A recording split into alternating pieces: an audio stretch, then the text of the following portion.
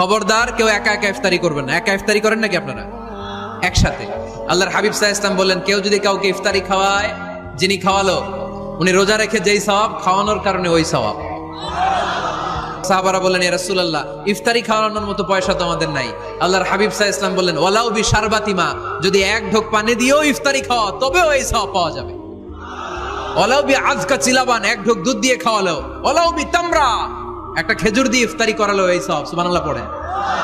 দুই ভাই ইফতারি করতে বসছেন, আপনার প্লেট থেকে একটা পেঁয়াজু আপনার ভাইয়ের প্লেটে দিলেন, আপনার ভাই একটা খেজুর আপনার প্লেটে দিল, দুইজনের ইফতারি খাওয়ানোর সওয়াব হয়ে গেছে।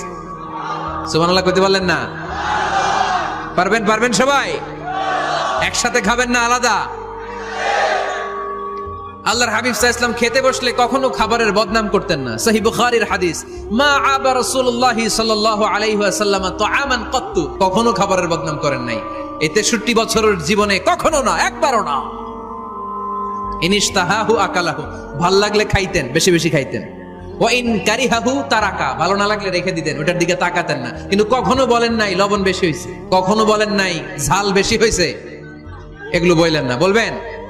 মহিলা প্যান্ডেলের ভাবিরা খুব খুশি, এখন খুশি হয়ে গেছে। ভাবিদেরকে বলবো, আপনারাও আপনাদের সর্বোচ্চটা দিয়ে ভাইয়ের জন্য রান্না করেন, যাতে ভাইয়ের খেতে কষ্ট না হয়, ঠিক কিনা? চেক এন্ড ব্যালেন্সের দরকার আছে না নাই?